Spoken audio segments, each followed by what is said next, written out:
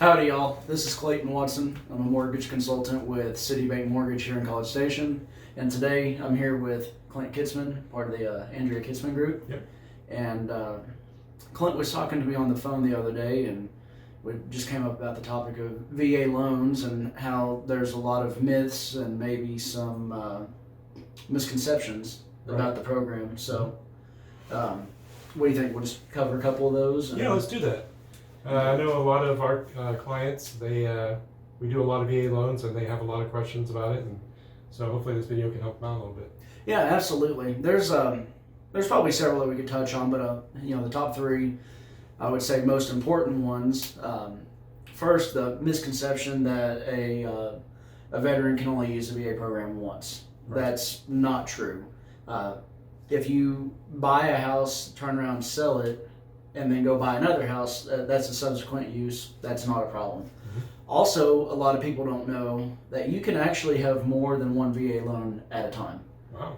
And there's some calculations that go into it. It's not just a cut and dry, everyone can do this, but you're given a certain amount of entitlement as the veteran. And say you bought a $300,000 house and you've got all this leftover entitlement up to the maximum, which is $726,200 right now. Okay. You can actually use that other $400,000-ish entitlement for a second home and have a second VA loan on it. It would still have to be a primary residence, so it may be a situation where you were stationed somewhere, had a house, and you don't want to sell it. Maybe you want to keep that as a rental. Mm-hmm. And wherever you're moving to, your new station, you need to buy a home as a primary. So it's not a one-size-fits-all, but there are situations like that I've done multiple times that are very helpful for borrowers that maybe want to start, accumulating some real estate and having a few rental properties. That'd be really good for some of our clients. Yeah. Another thing, and this goes back a long time, is the misconception that appraisals take too long / closing takes too long on a VA loan. Okay. And I'll just say that is, unequivocally untrue. Sure. The VA actually has a timeline specified for how long the appraisers can take, and that's mandated by them, not the lender. And so appraisals come in, I would say, as quick and sometimes quicker than a conventional appraisal.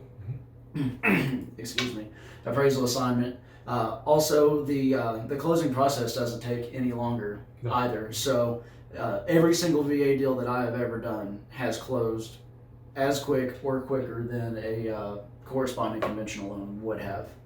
And then lastly, once you get past how many houses you could buy or how long it takes to close, once you get that loan, a lot of people think that the rates may be higher on a VA loan. Mm-hmm. There's no set formula. It's not always guaranteed to be lower, but generally speaking, VA rates tend to be at prevailing market rates for conventional or a little bit lower.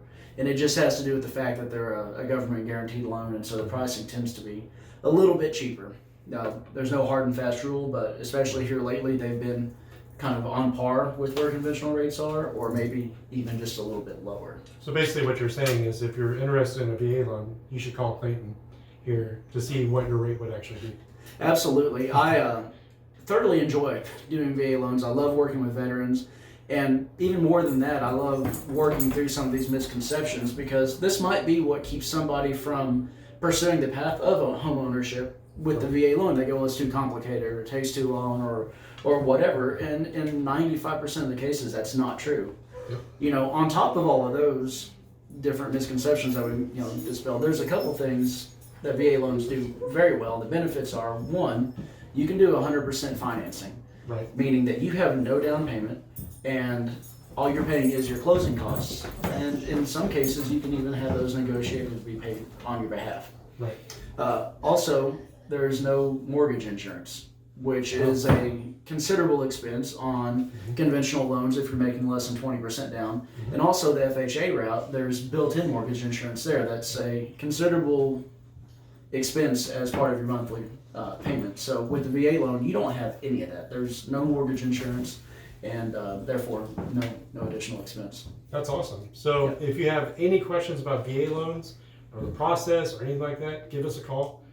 Our numbers are right down below, right? Yeah, absolutely. So look at the next screen and you'll see both of our contact information. Awesome. Yeah. Thank you all. Have a great day. Have a good one.